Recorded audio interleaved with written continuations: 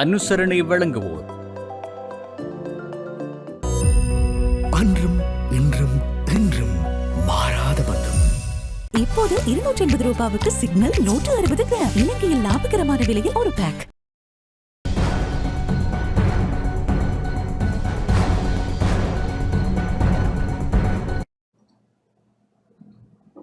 வணக்கம். டான் தமிழொலியின் இரவு நேர பிரதான செய்தி அறிக்கையோடு இணைந்திருக்கும் நான் ஜெகநாதன் சஜித். முதலில் தலைப்புச் செய்திகள்.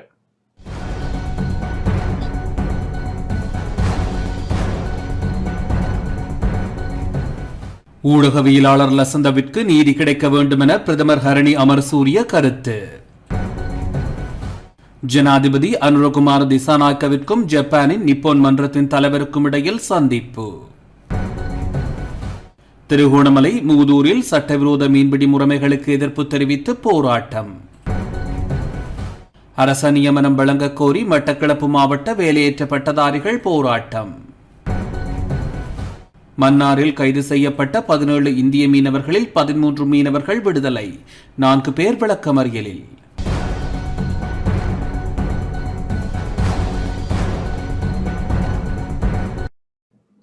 தொடர்வது முதன்மை செய்தி.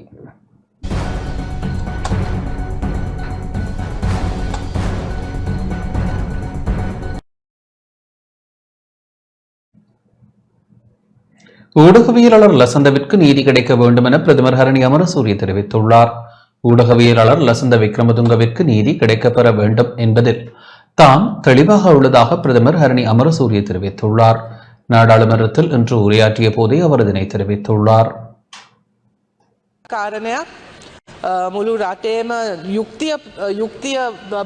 படுகொலை செய்யப்பட்ட சிரேஷ்ட ஊடகவியலாளர் லசந்தவின் மகள் அனுப்பிய கடிதம் எனக்கு கிடைக்கப்பெற்றுள்ளது. அவர் தனிப்பட்ட முறையில் எனக்கு கடிதம் அனுப்பியுள்ளமையினால் அதற்கான பதிலை தனிப்பட்ட முறையில் அனுப்பி வைக்க எதிர்பார்த்துள்ளேன். எமது கொள்கை மிகவும் தெளிவானது. லசந்த விக்ரமதுங்கவின் கடந்த கால கொள்கையும் எதிர்கால கொள்கையும் ஒன்றே என இந்த சபையில் கூற விரும்புகின்றேன். அஹிம்சாவின் வேதனையை நான் ஏற்றுக்கொள்கின்றேன். அவரது நிலைமையையும் நான் அறிவேன். அவருக்காக நம் நீதியை பெற்றுக் கொடுப்போம் என்பதையே உறுதிப்படுத்த வேண்டியிருந்தது. சரியான முறையை கையாண்டு அவருடைய தந்தைக்காக எம்மாலான அத்தனை முயற்சிகளையும் செய்வோம். சட்டமா அதிபர் திணைக்களம் ஒரு சுயாதீனமானதொரு நிறுவனமாகும். எனினும் நீதி சரியான முறையில் வழங்கப்பட வேண்டும். அதுவே எம்முடைய அரசாங்கத்தின் கொள்கையாக உள்ளது. சம்பந்தப்பட்ட தரப்பினருடன் ஜனாதிபதி விரிவாக கலந்துரையாடியுள்ளார். சரியான நடவடிக்கையை நாம் எடுப்போம். ஆதாரங்கள் குறைவாக காணப்படின் அது தொடர்பில் மீண்டும் விசாரணை நடத்துவோம். இதற்காக பெருந்திரளானோர் ஒன்றிணைந்துள்ளதை நான் அறிவேன். தேவை ஏற்படின் புதிதாகவும் நாம் வழக்குகளை தொடுப்போம். ஏனெனில் அஹிம்சாவின் வேதனையை நாம் அறிவோம்.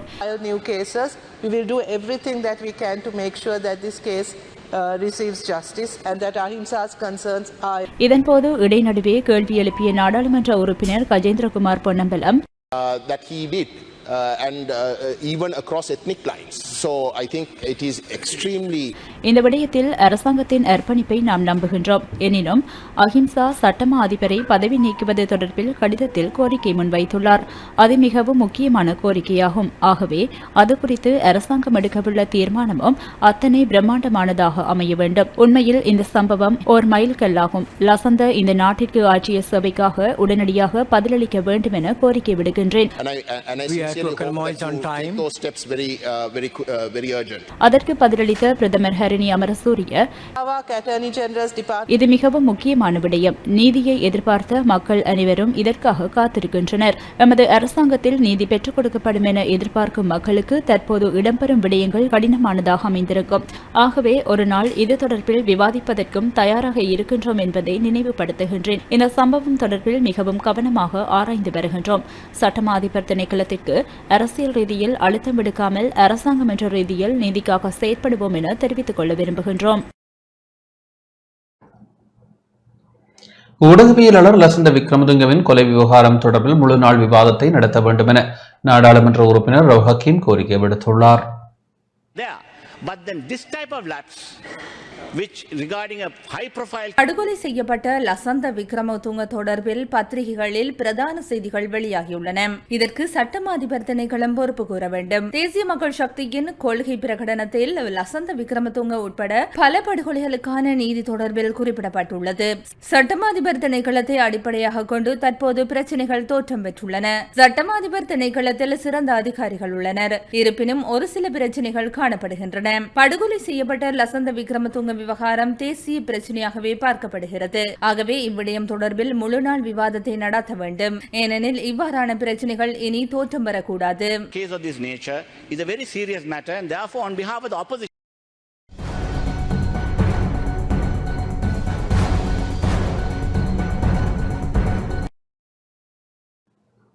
ஜனாதிபதி அனுரகுமார திசாநாயக்கவிற்கும் ஜப்பான் நிப்போன் மன்றத்தின் தலைவருக்கும் இடையில் சந்திப்பு இடம்பெற்றுள்ளது. ஜனாதிபதி அனுரகுமார திசாநாயக்கவுக்கும் ஜப்பானின் நிப்போன் மன்றத்தின் தலைவர் யோகோய் சகாவாவிற்கும் இடையிலான சந்திப்பு இன்று பிற்பகல் ஜனாதிபதி அலுவலகத்தில் இடம்பெற்றது. இலங்கையில் கிராமப்புற வறுமையை ஒழிப்பதே அரசாங்கத்தின் முதன்மையான பணி எனவும் அந்த திட்டத்திற்கு ஏற்ப கல்வியை மேம்படுத்த எதிர்பார்ப்பதாகவும் ஜனாதிபதி குறிப்பிட்டார். இந்த நாட்டு மக்களின் சுகாதாரம் மற்றும் கல்வியை மேம்படுத்துவதற்கும் மாற்றுத்திறனாளி சமூகத்தின் நலனை மேம்படுத்துவதற்கும் பங்களிப்பதாக நிப்போன் மன்ற தலைவர் தெரிவித்தார். குறிப்பாக யாழ்ப்பாணம் பகுதியில் உள்ள பாடசாலை மாணவர்களின் கல்வியை மேம்படுத்துவதற்கு ஆதரவை வழங்க உள்ளதாகவும் குறிப்பிட்டார். இந்த நாட்டின் கிராமப்புற மக்களிடையே வறுமையை ஒழிப்பதற்காக அரசாங்கம் மேற்கொள்ளும் வேலை திட்டத்தின் ஒரு அங்கமாக விசேட திட்டங்களை தொடங்க எதிர்பார்ப்பதாகவும் நிப்போன் மன்றத்தின் தலைவர் குறிப்பிட்டார். இதன்போது இரு நாடுகளுக்கும் இடையிலான நட்புறவை மேலும் பலப்படுத்துவதற்கான முயற்சிகள் குறித்து கவனம் செலுத்தப்பட்டது. இந்த சந்திப்பில் தொழிலமைச்சரும் பொருளாதார மேம்பாட்டு பிரதியமைச்சருமான அனில் ஜெயந்த பெர்னாண்டோ, ஜனாதிபதியின் செயலாளர் நந்திக சனத்குமார் நாயக்க, ஜனாதிபதியின் சிரேஷ்ட மேலதிக செயலாளர் ருஷான் கமகே, ஜப்பான் தூதுவர் ஆகியோ எசமாடா, சசகாவா சுகாதார மன்ற தலைவர் டகஹீரோ நன்றி, நிப்போன் மன்றத்தின் நிறைவேற்று பணிப்பாளர் இசுரோ ஹபசாவா உள்ளிட்டோர் பங்கேற்றனர்.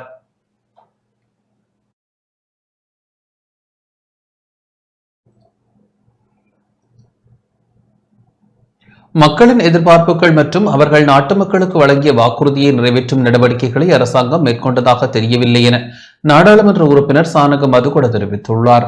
புலம்பெயர் அமைப்புகளை திருப்திப்படுத்தும் நோக்கில் அரசாங்கம் செயற்பட்டு வருவதாக நாடாளுமன்ற உறுப்பினர் சானக மதுகொட தெரிவித்துள்ளார். ஸ்ரீலங்கா பொதுஜன பெரமுனவின் தலைமையகத்தில் இன்று இடம்பெற்ற ஊடகவியலாளர் சந்திப்பின் போதே அவர் இதனை தெரிவித்தார்.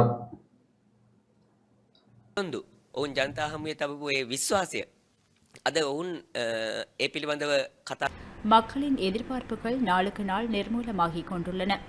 மக்களின் எதிர்பார்ப்புகள் மற்றும் அவர்கள் நாட்டு மக்களுக்கு வழங்கிய வாக்குறுதியை நிறைவேற்றும் நடவடிக்கைகளை அரசாங்கம் மேற்கொண்டதாக தெரியவில்லை.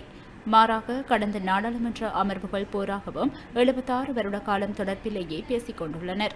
அது மாத்திரமில்லாது எல்டிடியினரையும் புலம்பெயர் அமைப்புகளையும் திருப்திப்படுத்தும் நோக்கில் அரசாங்கம் தற்போது செயற்பட்டு வருகின்றது.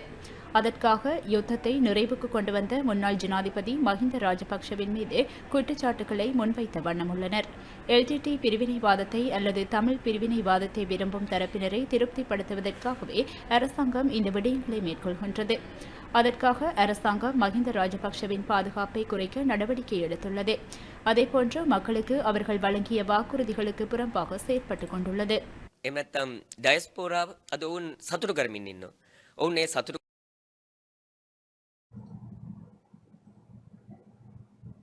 திருகோணமலை மூதூரில் சட்டவிரோத மீன்பிடி முறைகளுக்கு எதிர்ப்பு தெரிவித்து கவனஈர்ப்பு போராட்டம் மேற்கொள்ளப்பட்டது. டைனமைட் பயன்படுத்தி மீன்பிடி நடவடிக்கை மேற்கொள்ளப்படுவதால் தமது தொழில் பாதிக்கப்படுவதாகவும் சட்டவிரோத தொழில் நடவடிக்கையினை தடை செய்யுமாறு கோரியும் மூதூர் இலக்கந்தை மீனவர்கள் இன்று கவனஈர்ப்பு போராட்டத்தில் ஈடுபட்டனர். கவனஈர்ப்பு போராட்டம் மூதூர் இலக்கந்தை கடற்கரையில் இலக்கந்தை மீனவர்களால் ஏற்பாடு செய்யப்பட்டது. போராட்டத்தில் ஈடுபட்டவர்கள் பல்வேறு ஸ்லோகங்களை ஏந்தி கோஷங்களை எழுப்பினர். இலக்கந்தை கிராமத்தில் 125 குடும்பங்கள் முழுமையாக மீன்பிடியை வாழ்வாதாரமாக கொண்டவர்களாக உள்ள நிலையில் டைனமைட் பயன்படுத்துவதால் தமது வாழ்வாதார தொழில் பாதிப்படைவதாக தெரிவிக்கின்றனர். உரிய அதிகாரிகள் இவ்விடயம் தொடர்பில் தலையிட்டு சட்டவிரோத மீன்பிடி முறைமைகளை தடுக்க வேண்டும் என கோரிக்கை விடுக்கப்பட்டுள்ளது. 130 குடும்பத்துக்கு மீன்பிடி குடும்பம் தான். இங்க நாங்க தொழிற்செய்ய வார நேரம் மீன் இல்ல, வார நேரம் படி போடுறதும் டைனாவும் உடனே தடை செய்து நீங்க தரணும். சம்பந்தப்பட்ட அதிகாரிகள் நாங்க சொல்லியிருக்கோம். அந்த படி போடுற ஆக்கிட்ட கூட கடிதம்லாம் கொடுத்துருக்கோம். மீன் பிடிச்சாங்க அவங்க கூட எதுவும் ஒன்றும் செய்யறல. அதை ஒன்றும் பார்க்காம இந்த பாருங்க மீன் அடைஞ்சு கிடக்கு. நேற்று படி போடுது. நாங்க இன்னைக்கு கடந்த கால அனர்த்த காரணமாக நாங்க என்ன இருக்க வேண்டும்னா எங்களை வேற இடத்துல குடியேற்றப்பட்டிருக்கு. கிட்டத்தட்ட 5-6 கிலோமீட்டருக்கு அங்காலம் தான் நாங்க மீன் பிடிக்கிற பிரதேசம். இந்த பிரதேசம் இன்றைக்கு விடுவிக்கப்பட்ட போதும் வெளியிலிருந்து வர செல்வந்தர்கள் உழைக்கிறதுக்கு இன்றைக்கு இங்க வந்து எங்களுடைய வளங்கள் அத்தனையும் பிடிச்சிட்டாங்க. குளங்களை பாத்தீங்கன்னா குளங்களும் இல்லை எங்களுக்கு. இன்றைக்கு கடற்கரையை பாத்தீங்கன்னா நாங்க இங்க இருந்து 5 கிலோமீட்டர் வலிக்கிட்டு விடிய 5 மணிக்கு வலிக்கிட்டு இங்க வந்தா செத்து கிடக்க மீனை தான் பாக்குறோம். காட்டியிருக்க மீனை நீங்க பாருங்க, உலகம் எல்லாம் பாருங்க என்ன செய்திருக்கண்டு. அப்படியே எல்லாமே இங்க வந்து வெறும் திரும்பி இங்க இருந்து 5 கிலோமீட்டர் சும்மா வராங்க. வீட்டாண்டே பட்டிசாவில் இருக்கு. பிள்ளைய பள்ளிக்கூடம் போயிடாது.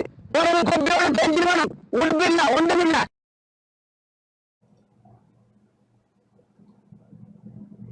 அரசு நியமனம் வழங்க கோரி மட்டக்களப்பு மாவட்ட வேலையேற்றப்பட்டதாரிகள் இன்று போராட்டம் ஒன்றை மேற்கொண்டனர்.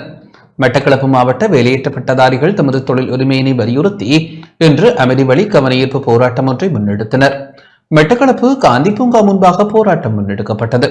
வேலையேற்றப்பட்டதாரிகள் அரசு நியமனத்தினை உறுதிப்படுத்த காட்டாதே பாரபட்சம் காட்டாதே, அழிக்காதே எங்களது கனவுகளை அழிக்காதே போன்ற பல்வேறு கோஷங்களையும் போராட்டத்தில் ஈடுபட்டவர்கள் எழுப்பினர். போராட்டத்தின் பின்னர் பழைய மாவட்ட செயலகத்திற்கு சென்ற வேலையேற்றப்பட்டதாரிகள் தமது கோரிக்கைகள் அடங்கிய மகஜர் ஒன்றினை மாவட்ட அரசாங்க அதிபர் ஜஸ்டினா முரளிதரனிடம் கையளித்தனர். முறையில் நாங்கள் எங்களோட போராட்டங்களை செய்து கொண்டு வரோம். அதே மாதிரி திருவோணமலை, யாழ்ப்பாணம் எல்லா இடத்துலையுமே வந்து போராட்டங்கள் தொடர்ந்து நடந்து கொண்டு தான் வருது. ஆனால் அரசாங்கம் கண்டுகொள்கிற மாதிரி தெரியல. அவங்க கண்டுகொள்ளாட்டி நாங்கள் விட போகிறதில்ல. தொடர்ச்சியாக எங்களோட போராட்டத்தை நாங்கள் என்ன செய்ய போகிறோம், முன்னெடுக்கத்தான் போகிறோம். இனி இவங்களோட இந்த வேலையற்ற பட்டதாரிகளினுடைய இந்த தேவைகளை, இந்த வேலை வாய்ப்புகளை அரசாங்கம் கொடுக்காதால வந்து யாழ்ப்பாணத்தில் ஒரு பட்டதாரி வந்து பட்டம் முடிச்சது மன அழுத்தம் காரணமாக உயிரிழந்திருக்காரு. இப்போ எத்தனை உயிரை இன்னும் சாக வைக்கிறதுக்காக இந்த அரசாங்கம் காலதாமதப்படுத்துன்னு எங்களுக்கு தெரியல. விரைந்து நீங்கள் இதுக்குரிய நடவடிக்கைகள் எடுக்கணும். உடனடியாக உரிய நிறுவனங்கள், திணைக்களங்களில் எங்களுக்கு வேலையை காடர்களுக்கு ஏற்ற மாதிரி நீங்கள் வேலை வாய்ப்பை வழங்கணும். அதோட டீச்சிங் வந்து நிறைய பேருக்கு இடம் இருக்குன்னு சொல்கிறீங்க. ஆனால் இது வரைக்கும் எந்த நியமனமும் நீங்கள் டீச்சிங்கில் உரிய முறையில் வழங்கலை. குறிப்பிட்ட ஒரு தொகையை தான் எடுக்கிறீங்க. பட்டதாரிக்கு சுயதொழில் செய்ய முடியுமாக இருந்தால் நாங்கள் ஏன் ஆர்ப்பாட்டம் பண்ண போகிறோம்? இதில் சுயதொழில் செய்கிறதுக்கு ஒரு பண உதவி, ஒரு நிதி உதவி இல்லாத பட்டதாரிகள் தான் இங்கே வந்து நின்று கொண்டிருக்காங்க. அதாவது வறுமை கோட்டின் கீழ் உள்ள பட்டதாரிகள், எந்த ஒரு வருமானத்தையும் முன்னின்று எடுக்க முடியாத ஒரு பட்டதாரிகள், அப்படியான ஒரு நிலையில் இருக்கிற பட்டதாரிகள் மாத்திரம்தான் இங்கே வந்து நின்று ஆர்ப்பாட்டம் பண்ணி கொண்டு இருக்கார்களே தவிர இங்கே யாரும் வேலையில் இருந்து கொண்டோ இல்லை வேறு வேலைகள் செய்து கொண்டோ வந்து நிற்கல. எங்களுக்கான வேலைகளை அரசாங்கம் எங்களுக்கு பெற்றுத்தாங்க என்ற ஒரு கோரிக்கை மட்டும்தான் எங்கள்கிட்ட இருக்குது. எதிர்வரும் மார்ச் மாதம் 14 மற்றும் 15ஆம் தேதிகளில் இடம்பெறவுள்ள கச்சத்தீவு திருவிழா தொடர்பில் இன்று கலந்துரையாடப்பட்டுள்ளது. எதிர்வரும் மார்ச் மாதம் 14 மற்றும் 15ஆம் தேதிகளில் இடம்பெறவுள்ள கச்சத்தீவு திருவிழாவில் 9,000க்கும் மேற்பட்ட இந்தியா மற்றும் இலங்கை மக்கள் பங்கேற்பார்கள் என யாழ்ப்பாண மாவட்ட பதில் அரசாங்க அதிபர் மா பிரதீபன் தெரிவித்துள்ளார். இன்று கச்சத்தீவு திருவிழா தொடர்பில் யாழ்ப்பாண மாவட்ட செயலகத்தில் இடம்பெற்ற கலந்துரையாடலை தொடர்ந்து ஊடகங்களுக்கு கருத்து வெளியிட்டார். மார்ச் மாதம் 14ஆம் தேதி 15ஆம் தேதிகளிலே நடைபெறவுள்ள கச்சத்தீவு உயர் திருவிழாக்குரிய ஏற்பாடு கலந்துரையாடல் என்று நடைபெற்றது. முதற்கட்டமாக தற்போது இந்த கச்சத்தீவு பிரதேசம் பொதுமக்களுடைய அந்த வழிபாட்டு இடத்திற்கு ஏற்ற வகையிலே தயார்படுத்துவதற்குரிய சுத்த நடவடிக்கைகள் கடற்படையினால் மேற்கொள்ளப்பட்டிருக்கின்றது. இந்த செயற்பாட்டிலே பிரதேச சபையினுடைய உத்தியோகத்தர்களும் இணைந்து கொள்ள இருக்கின்றார்கள். அன்றைய அந்த நிகழ்வுகளிலே கலந்து கொள்ளுகின்ற யாத்திரைகளுக்கான குறிப்பாக அங்கு குடிநீர் விநியோகம் மற்றும் மலசலகூட வசதிகள் தொடர்பாக ஆராயப்பட்டது. இவரிடம் இலங்கையினை சேர்ந்த 4,000 யாத்திரிகர்களும் இந்தியாவினை சேர்ந்த 4,000 யாத்திரிகளுமாக 8,000 யாத்திரிகர்களும் அதற்கு மேலதிகமாக உத்தியோகத்தர்கள் ஏனைய வகுதியினர் சேர்ந்தவர்கள் 1000 பேருமாக கிட்டத்தட்ட 9,000 பேர் இந்த திருவிழாவிலே கலந்து கொள்வார்கள் என எதிர்பார்க்கப்படுகின்றது. ஆகவே இவர்களுக்குரிய தேவைகளை கவனிப்பதற்குரிய ஏற்பாடுகள் தொடர்பான கலந்துரையாடலே இன்று நடைபெற்றிருக்கின்றது. யாத்திரிகளுக்கு 14ஆம் தேதி இரவு உணவும் அதே வேளையிலே 15ஆம் தேதி அவர்களுக்குரிய காலை உணவும் வழங்குவதற்குரிய ஏற்பாடுகள் தொடர்பாகவும் கலந்துரையாடப்பட்டது. இந்த போக்குவரத்திற்காக இலங்கை போக்குவரத்து சபையினுடைய பஸ் வண்டிகளும் தனியார் பஸ் வண்டிகளும் பயன்படுத்தப்பட இருக்கின்றன. 14ஆம் தேதி காலை 4 மணி முதல் 11:30 வரை யாழ்ப்பாணம் பஸ் நிலையத்திலிருந்து அந்த பஸ் வண்டிகள் புறப்படும். அதே வேளையிலே அவர்களுக்குரிய போக்குவரத்து கட்டணமாக நெடுந்தீவிலிருந்து கச்சத்தீவுக்கு செல்வதற்கான ஒரு வழி கட்டணமாக 1000 ரூபாவும், குறிகட்டுவானிலிருந்து கச்சத்தீவுக்கு செல்வதற்கான ஒரு வழி கட்டணமாக 1300 ரூபாவும் தீர்மானிக்கப்பட்டிருக்கின்றது. படகு சேவைகளில் ஈடுபடுகின்ற தனியார் படகுகள் தங்களுடைய அந்த படகுகளை பொதுமக்கள் அந்த இத்தகைய பிரயாணத்திற்கு ஏற்ற வகையிலே அதற்குரிய சான்றிதழ்களை பெற்றுக்கொள்வதற்குரிய நடவடிக்கையினை கடற்படையினர் மூலம் மேற்கொள்ளுமாறும் எங்களால் அறிவுறுத்தல் வழங்கப்பட்டிருக்கின்றது. கடந்த வருடத்திலே ஏற்பட்ட சில குறைபாடுகள் பிரச்சனைகள் அல்லது அதில் அடையாளம் காணப்பட்ட பிரச்சனைகளும் இம்முறை கலந்துரையாடப்பட்டது. இந்தியாவிலிருந்து வருகின்ற பயணிகளை, அதாவது இந்த யாத்திரியர்களை சரியான முறையிலே வரவேற்று அவர்களை இந்த ஆலய தரிசனத்திலே கலந்து கொள்ளக்கூடிய ஏற்பாடுகள் மேற்கொள்ளப்பட்டிருக்கின்றது.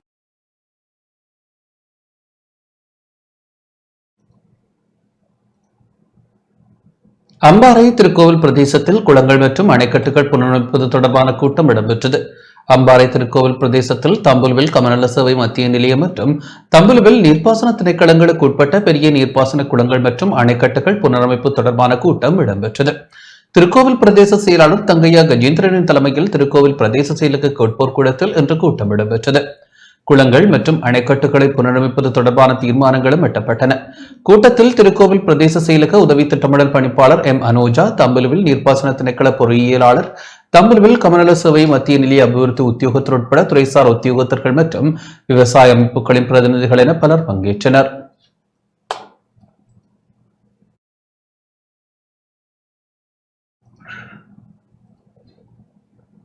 மன்னாரில் கைது செய்யப்பட்ட 17 இந்திய மீனவர்களில் 13 மீனவர்கள் விடுதலை செய்யப்பட்டுள்ளனர்.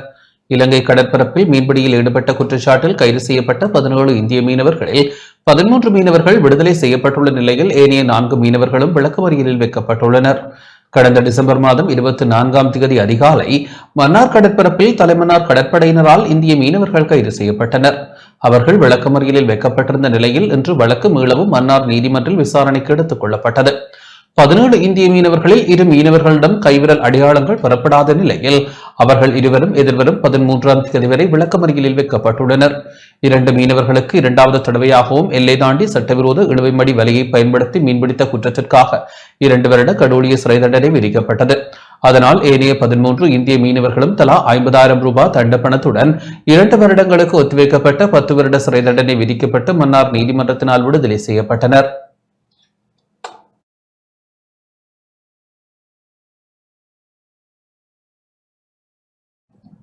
கடல் நீரில் மூழ்கிய ரஷ்ய பிரஜைகள் பாதுகாப்பாக மீட்கப்பட்டனர். ஹிக்கடுவ கடலில் மூழ்கி உயிருக்கு போராடி கொண்டிருந்த 3 வெளிநாட்டு பிரஜைகள் ஹிக்கடுவ போலீஸ் உயிர் பாதுகாப்பு பிரிவினரால் பாதுகாப்பாக மீட்கப்பட்டுள்ளனர். இந்த சம்பவம் நேற்று காலை இடம்பெற்றுள்ளது. ரஷ்ய நாட்டை சேர்ந்த 27 வயதுடைய யுவதியும் 42 வயது மற்றும் 71 வயதுடைய 2 நபர்களுமே இவ்வாறு காப்பாற்றப்பட்டுள்ளனர்.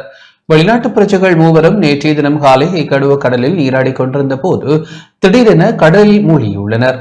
இதன்போது அங்கு கடமையில் இருந்த ஹிக்கடுவ போலீஸ் உயிர்காப்பு பிரிவினர் 3 வெளிநாட்டு பிரஜைகளையும் காப்பாற்றி அவர்களுக்கு முதலுதவி அளித்தனர்.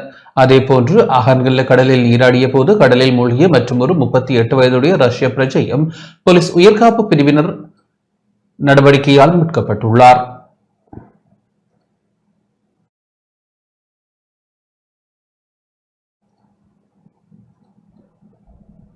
கிளிநொச்சி மாவட்ட சமூக மட்ட தலைவர்கள் பால்நிலைசார் வன்முறையால் பாதிக்கப்பட்ட நபர்களுக்கான சேவை வழங்கும் நிறுவனங்களுக்கு இன்று களவிஜயம் மேற்கொண்டனர். கிளிநொச்சி மாவட்ட செயலக சிறுவர் பெண்கள் பிரிவின் ஏற்பாட்டில் கிளிநொச்சி மாவட்டத்தின் சமூக மட்ட தலைவர்கள் பால்நிலைசார் வன்முறையால் பாதிக்கப்பட்ட நபர்களுக்கு சேவை வழங்கும் நிறுவனங்களுக்கு இன்று களவிஜயம் மேற்கொண்டனர். களவிஜய நிகழ்வை கிளிநொச்சி மாவட்ட பதில் அரசாங்க அதிபர் எஸ் முரளிதரன் ஆரம்பித்து வைத்தார்.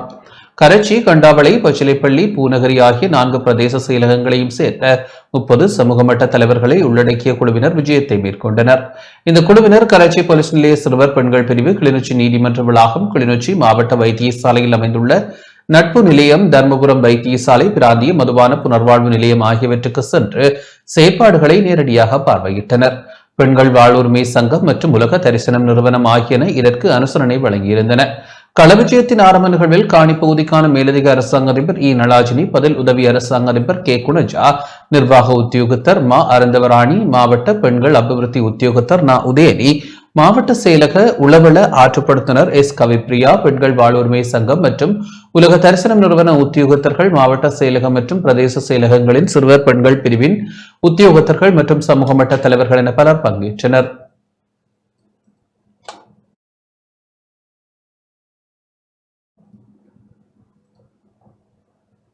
இடமாற்றம் செய்யப்பட்டுள்ள நுவரெலியா மாவட்ட செயலாளர் நந்தன கலபட மாவட்ட ஊடகவியலாளர்களால் கௌரவிக்கப்பட்டார்.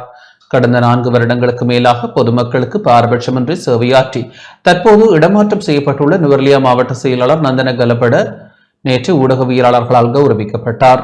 கடந்த காலங்களில் ஏற்பட்ட கொரோனா வைரஸ் தொற்று பரவலின் போதும் பொருளாதார நெருக்கடியின் போதும் பாதிக்கப்பட்ட பலருக்கு பல்வேறு வகையில் உதவிகளை செய்துள்ளார். மேலும் நுவரெலியா மாவட்ட மழை காரணை வெள்ளம், மண் சரிவுகள் உட்பட ஏனைய காலநிலை அனர்த்தங்கள் ஏற்படும் சந்தர்ப்பங்களிலும் பாதிக்கும் மக்களை நேரடியாக சந்தித்த அவர் அவர்களுக்கு தேவையான அனைத்து நிவாரண உதவிகளையும் வழங்கியுள்ளார்.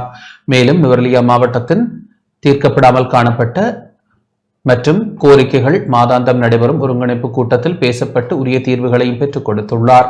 அதன்படி ஊடகவியலாளர்கள் சார்பாக நுவரெலியா மாவட்ட அரசாங்க அதிபர் பொன்னாடை போர்த்தி நினைவு சின்னம் வழங்கி கௌரவிக்கப்பட்டார்.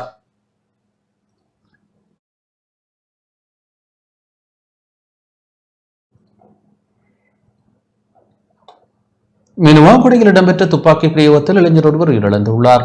மினுவாங்குடை போலீஸ் பிரிவிற்குட்பட்ட பகுதியில் இடம்பெற்ற துப்பாக்கி பிரயோகத்தில் இளைஞர் ஒருவர் உயிரிழந்துள்ளதாக போலீசார் தெரிவித்துள்ளனர். மோட்டார் சைக்கிளில் வருகை தந்த இனம் தெரியாத நபர்கள் இருவரால் மேற்கொள்ளப்பட்ட துப்பாக்கி பிரயோகத்தின் போதே குறித்த நபர் உயிரிழந்துள்ளார். உயிரிழந்தவர் 35 வயதுடைய கல்லொல்வ பகுதியை சேர்ந்தவர் என தெரிய வந்துள்ளது.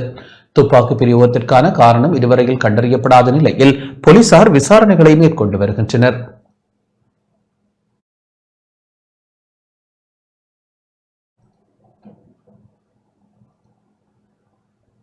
மலையக மக்களுக்கு காணி கிடைக்குமா என ஜீவன் தொண்டமான் கேள்வி எழுப்பியுள்ளார். மலையக மக்களுக்கு காணி உரிமை வழங்கப்படுமா என நாடாளுமன்ற உறுப்பினர் ஜீவன் தொண்டமான் சபையில் கேள்வி எழுப்பினார். நாடாளுமன்றத்தில் இன்று உரையாற்றிய போதே அவர் இவ்வாறு கேள்வி எழுப்பினார். வீதி கட்டணும்னு நினைச்சா கூட, நீங்க நினைச்சா கூட, அங்க உங்களுக்கு இருக்கிற ஒரு பெரிய தலையீடு யாருன்னா பெருந்தோட்ட நிறுவனம். அவங்கள பொறுத்த வரைக்கும் அவங்க அங்க ஒரு குண்டூசி நவுத்தணும்னா கூட அவங்களோட அப்ரூவல் கேட்பாங்க. அப்ரூவல் கேட்டு திருப்பி உங்களுக்கு கோல்டன் ஷேர் ஹோல்டர் அப்ரூவல் கேட்பாங்க. அது இல்லாமல் PMMD approval. I am just trying to say the procedure to do any sort of development in the plantation, it is extremely complicated. Because if I want to do anything in the plantation as the subject minister, ஆனால் அரசியல் மேடையில் முழுமையான ஒத்துழைப்பு கொடுக்குறோம். எனக்கு கௌரவ அமைச்சர் கிட்ட ஒரே ஒரு கேள்வி தான் இருக்கு. அந்த கேள்விக்கு அவர் பதில் சொல்லிட்டா நான் சந்தோஷமா இருக்கேன். கௌரவ அமைச்சர் அவர்களே, நான் கேட்கறது ஒரே ஒரு கேள்விதான். மலையக மக்களை பொறுத்த வரைக்கும் அவங்களுக்கு கிடைக்கிறது மாடி வீடா, தனி வீடா, காணி உரிமையா, இல்லாட்டி அவங்கள வெளியேற்ற போறீங்களா? ஏன்னா நீங்க ஒரே ஒரு மீட்டிங்ல உட்காந்து கௌரவ பிரதி அமைச்சர் சொல்றாரு மாடி வீடு வராது, நீங்க சொல்றீங்க மாடி வீடு வரும். நாங்க காணி உரிமை வழங்குறதுக்காண்டி 3 அமைச்சரவை பத்திரம் சமர்ப்பிச்சிருக்கோம். கௌரவ அமைச்சர் அவர்களே, Honorable member, can you please wind up? அமைச்சர், அதுக்கு நீங்க பதில் சொன்னா நான் உங்களுக்கு நன்றி தெரிவிச்சுக்கிறேன்.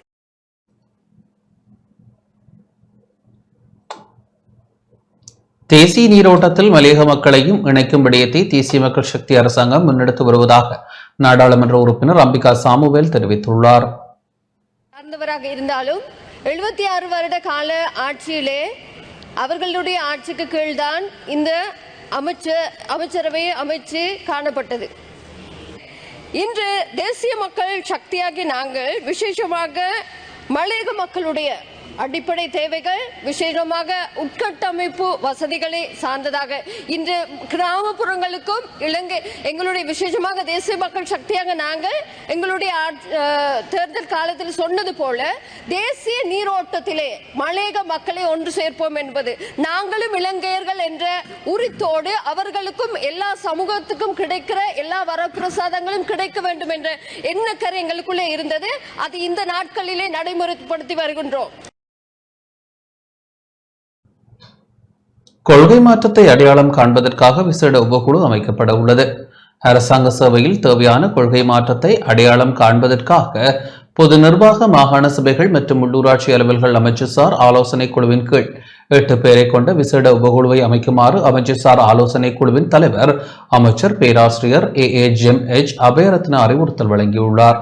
பொது நிர்வாக மாகாண சபைகள் மற்றும் உள்ளூராட்சி அலுவல்கள் அமைச்சுசார் ஆலோசனை குழு அமைச்சர் AAJMH அபயரத்னவின் தலைமையில் அண்மையில் நாடாளுமன்றத்தில் கூடிய போதே இந்த உபகுழு அமைக்கப்பட்டதாக நாடாளுமன்ற தொடர்பாடல் திணைக்களத்தினால் இன்று வெளியிடப்பட்ட ஊடக அறிக்கையில் தெரிவிக்கப்பட்டுள்ளது. பிரதியமைச்சர் P. ருவன் செனவரத்ன தலைமையில் இந்த குழு அமைக்கப்பட்டுள்ளது.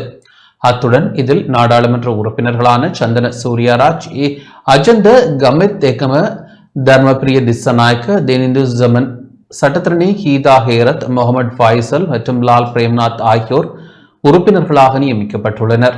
இந்த உபகுழுவின் ஊடாக அரசாங்க சேவைக்கான நியமனங்கள், போட்டி பரீட்சைகளை நடத்துதல், ஓய்வூதியம் வழங்குதல் மற்றும் வெற்றிடங்கள் உள்ளிட்ட அரசாங்க சேவையில் உள்ள பிரிவுகளில் மேற்கொள்ளப்பட வேண்டிய கொள்கை ரீதியான மாற்றங்கள் குறித்து தேவையான விசாரணைகளை நடத்தி அடையாளம் காணப்பட்ட முன்மொழிவுகள் அமைச்சர் ஆலோசனை குழுவுக்கு சமர்ப்பிக்கப்பட உள்ளன.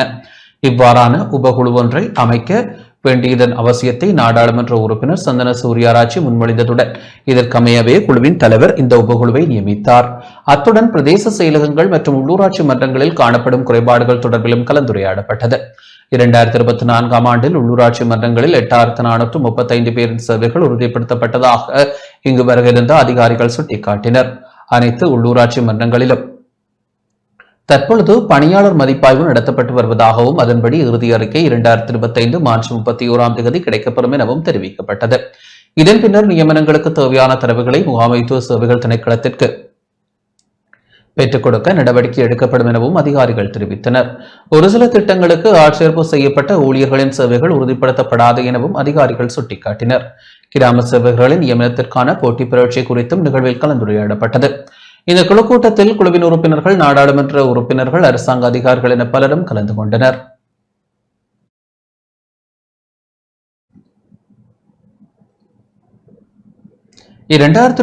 வரவு செலவு திட்டத்தில் வடக்கு மாகாணத்திற்கு ஒதுக்கீடு செய்யப்பட உள்ள நிதிக்கான திட்டங்கள் தொடர்பில் இன்று கலந்துரையாடப்பட்டுள்ளது.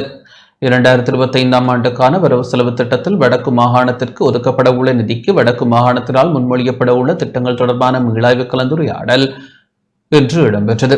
வடக்கு மாகாண ஆளுநர் நா. வேதநாயகன் தலைமையில் யாழ்ப்பாணத்தில் உள்ள ஆளுநர் செயலகத்தில் விடயங்கள் கலந்துரையாடப்பட்டன. ஒவ்வொரு அமைச்சுக்கள் அதன் கீழான திணைக்களங்களுக்கு ஒதுக்கப்பட உள்ள நிதி விவரங்கள் மற்றும் அந்த நிதியில் முன்னெடுக்க திட்டமிடப்பட்டுள்ள திட்டங்கள் தொடர்பில் பிரதம செயலாளர் அலுவலகத்தின் திட்டமிடல் பணிப்பாளர் கே. சிவச்சந்திரன் தெளிவுபடுத்தினார். முன்வைக்கப்பட்ட திட்டங்களை அக்டோபர் மாதத்திற்குள் நிறைவேற்றி முடிக்க வேண்டியது அந்த திணைக்கள தலைவர்களின் பொறுப்பு என ஆளுநர் சுட்டிக்காட்டினார். சில திட்டங்கள் யாழ்ப்பாணத்தை மையப்படுத்தி முன்மொழியப்பட்டிருந்த நிலையில் அதை மீளாய்வு செய்து வன்னி பிராந்தியத்திற்கு மாற்றுமாறு ஆளுநர் யோசனை முன்வைத்தார். யாழ்ப்பாணத்தில் சில வீதிகளை தரம் உயர்த்தும் செயற்திட்டங்கள் முன்வைக்கப்பட்டிருந்த நிலையில் அதனை விடுத்து வன்னியில் விவசாயிகள் அதிகம் பயன்படுத்தும் வீதிகளை புனரமைக்க நிதி ஒதுக்குமாறு ஆளுநர் பணிப்புரை விடுத்தார். இந்த கலந்துரையாடலில் வடக்கு மாகாண பிரதம செயலாளர் இ. இளங்கோவன், ஆளுநரின் செயலாளர் மு. நந்தகோபாலன், பிரதம நிதி செயலாளர் எஸ். குகதாஸ் ஆகியோர் பங்கேற்றனர்.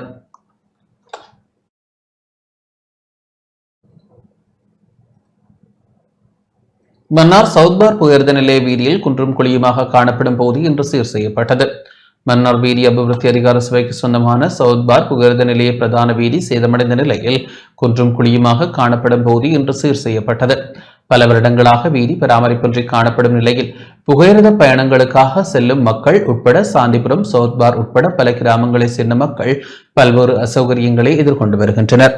இந்த நிலையில் வீதி அபிவிருத்தி அதிகார சபையினரால் குன்றும் குழியுமாக காணப்பட்ட பகுதி சீர் செய்யப்பட்டது. இதேவேளை குறித்த வீதியை புனரமைப்பு செய்வதற்காக நிதி ஒதுக்கீடு செய்யப்பட்ட போதிலும் நிதி திருப்பி சென்றதாக மக்கள் குற்றம் சுமத்தியுள்ளனர்.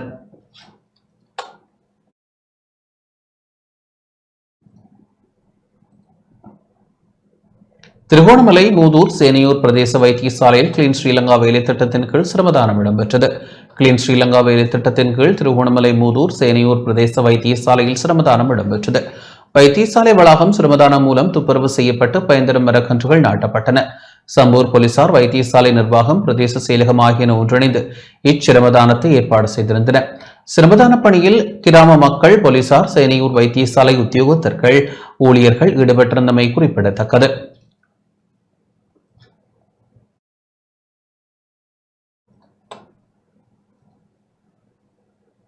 இலங்கைக்கான சுவிட்சர்லாந்து தூதுவர் ஸ்ரீவோல்ட் சபாநாயகரை சந்தித்துள்ளார்.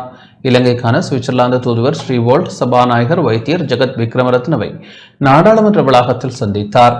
நாடாளுமன்ற தொடர்பாடல் திணைக்களத்தினால் இன்று வெளியிடப்பட்டுள்ள ஊடக அறிக்கையில் இவ்விடயம் தெரிவிக்கப்பட்டுள்ளது. சுவிட்சர்லாந்து அரசாங்கம் பல்வேறு துறைகளில் இலங்கைக்கு வழங்கும் ஆதரவுகளுக்கு சபாநாயகர் இதன்போது நன்றி தெரிவித்தார். பொருளாதார அபிவிருத்தி, ஊழல் ஒழிப்பு முயற்சிகள், நல்லிணக்கம் மற்றும் நாடாளுமன்ற ஒத்துழைப்புகளை அதிகரித்தல் உள்ளிட்ட பிரதான துறைகளில் இருதரப்பு உறவுகளை வலுப்படுத்துவது தொடர்பிலும் இதன்போது கலந்துரையாடப்பட்டது. இரு நாடுகளுக்கும் இடையிலான தொடர்ச்சியான ஒத்துழைப்பின் முக்கியத்துவத்தை சுட்டிக்காட்டிய சுவிட்சர்லாந்து தூதுவர் எதிர்காலத்திலும் இலங்கைக்கு ஆதரவளிப்பதற்கான சுவிட்சர்லாந்தின் உறுதிப்பாட்டை மீண்டும் வலியுறுத்தினார்.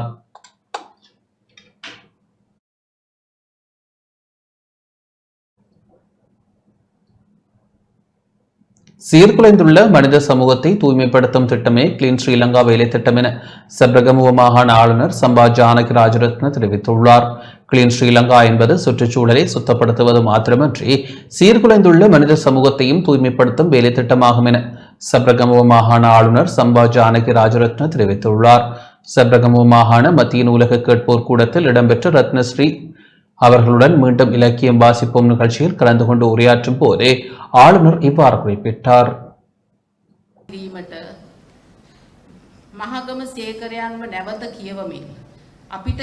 இலக்கியம் படிக்க வேண்டும். அப்போதுதான் நமது மனதில் வளர்ச்சி ஏற்படும். அதன் மூலம் இந்த சமுதாயம் மிகவும் நல்லதாக மாறும். அதனால் தான் இலக்கிய நிகழ்ச்சிகளுக்கு நான் அதிக ஆதரவை தருகிறேன். குறிப்பாக இலக்கியத்தை நோக்கி சிறு குழந்தைகளை வழிநடத்த வேண்டும். தேசிய மக்கள் சக்தி அரசாங்கத்தினால் முன்னெடுக்கப்படும் கிளீன் ஸ்ரீலங்கா திட்டமும் அப்படித்தான். இது சீர்குலைந்துள்ள மனித சமுதாயத்தை தூய்மைப்படுத்தும் திட்டமாகும். நல்ல சமுதாயத்தின் மூலம் நட்பண்புகளை மீண்டும் கொண்டு வர வேண்டும். அந்த நட்பண்புகளை அடைய இலக்கியத்தையும் கலையையும் இணைக்க வேண்டும். கிளீன் ஸ்ரீலங்கா என்பது சுற்றுச்சூழலை சுத்தப்படுத்தும் பணி மட்டுமல்ல, சீரழிந்த மனித சமுதாயத்தையும் தூய்மைப்படுத்தும் பணியாகவும் இருக்கிறது. அதனால் இலக்கியம், கலை நிகழ்ச்சிகளும் நடாத்த வேண்டும். அதற்கான முழு ஆதரவையும் ஆளுநர் என்ற ரீதியில் நான் பெற்றுக் கொடுப்பேன். இந்நிகழ்வில் தேசிய நூலக சபையின் தலைவர் ரத்னஸ்ரீ விஜயசங்கவும் கலந்து கொண்டார்.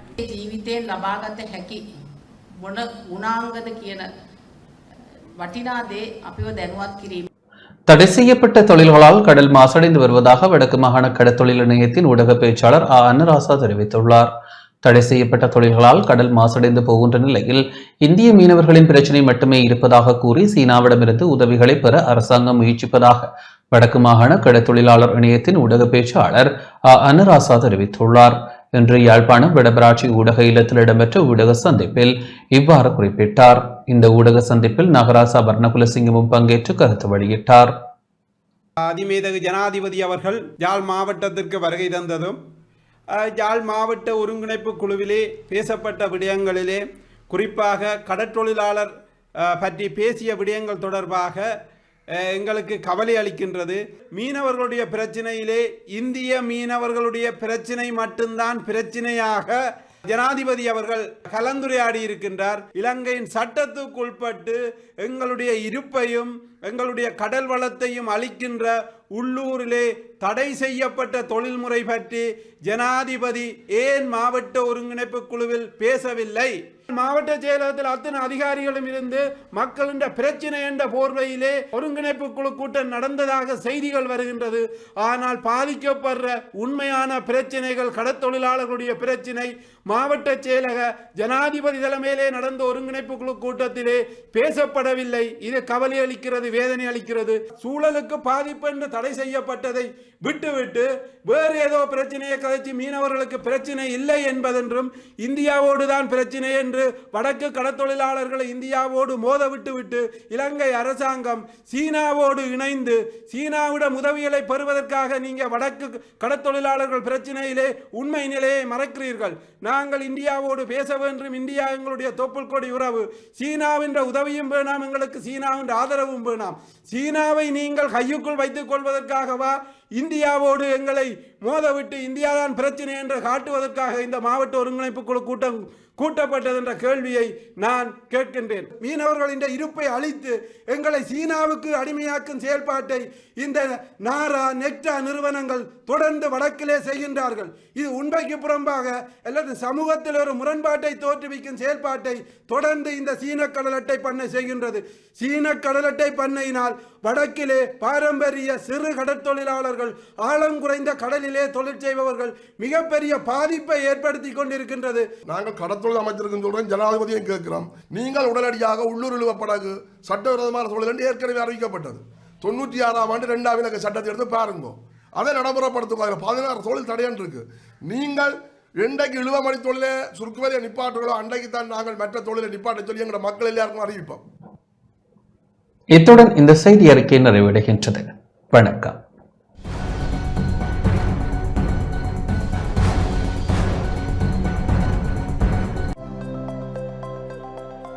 அனுசரணை வழங்கியோர் அன்றும் இன்றும் என்றும் மாறாத பந்தம். இப்போது 280 ரூபாவுக்கு சிக்னல் 160 கிராம். இலங்கையில் லாபகரமான விலையில் ஒரு பேக்.